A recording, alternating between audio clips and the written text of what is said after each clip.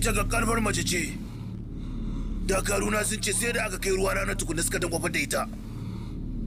Kuma sanadiyar abin da ta yi wa Bagdawi ta yi matukar jijjiga daula.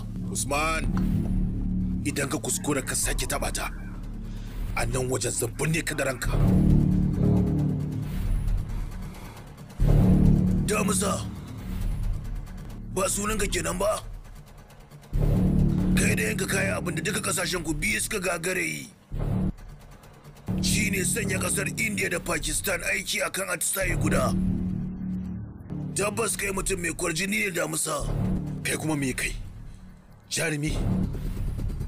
Yaƙi bisa fakewa da sunan addini? Da me tunaninka? Wannan yaƙin na addini ne? Daga kafafen yada labaran yammacin duniya kuke samun bayananku? Daga ina duk waɗannan nakiyoyin da makamai da kuɗaɗe suke zuwa? Suwa ke ba musu? Wannan yaƙi kasuwanci ne kawai. Duka duniya tana cikin shi.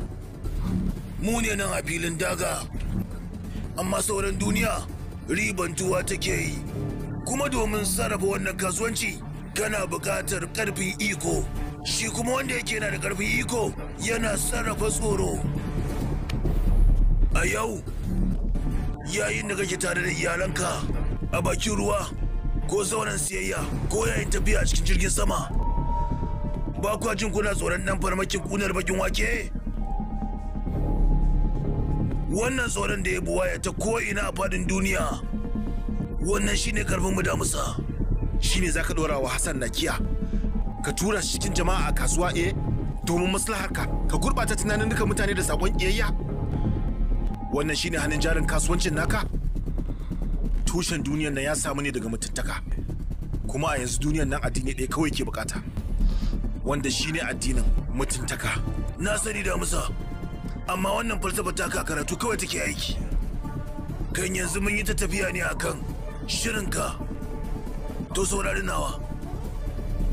Ba za a jima ba wannan asibitin 'yan Amerika za su tashe shi, sannan kai kuma da tawagarka haɗi da malaman asibiti duk za ku shega. 'Yan Amerika za su ɗauka cewa sun shege ni. Duniya za ta yi shagalin murna na 'yan wasu sa'o'i. Mutumin da aka fi nema a duniya ya zama shegake. Bayan nan sai kawai a ga wata ɗauka ta fita mai nuna ne yayin shege 'yan kasashen turai a lokaci guda. Wannan shi zai zama fansa ta Damisa. Kalli da kyau. Yayin da ka shaki wannan iskar da ake saki, duk shekarun jin daɗi da kai tare da ita zai sake haskawa a gaban idanunka na ɗan wani ƙaramin lokaci. Ryan, ɗauke ta.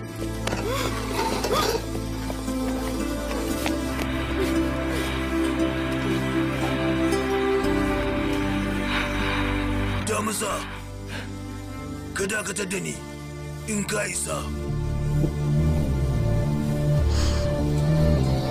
Usman, idan har ka isa, to kai ka dakatar da ni.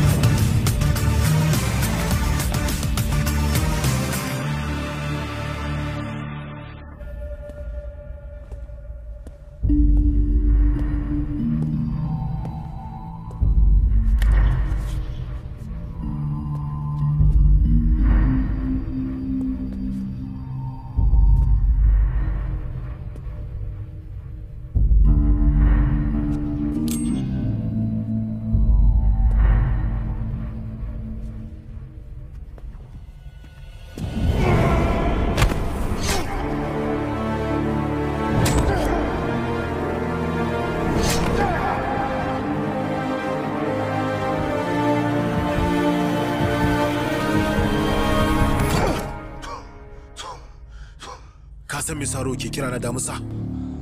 Saboda babu abin da ya kai raunataccen Damisa hadari. Baka gane ba? Reshe ya juye da mujiya. Ubangiji ne zai yanke in ma ya yafe maka ko a'a. Ni a yanzu aikina shine na aika ka gare shi. malaman asibiti za su tafi tare da tawagata. Haka zalika duk waɗanda ka kama, kuma waye zai sake su? Kai ne. Kanin labaran gobe zai zamana mutumin da aka fi nema a duk faɗin duniya ya zama shekakke. Firdaus, tafi da shi, nan da minti 5 zai zama shekakke. Nan ba da jima ba farmakin zai soma, gwara mu tafi. Ba inda zani ba tare da zoya ba.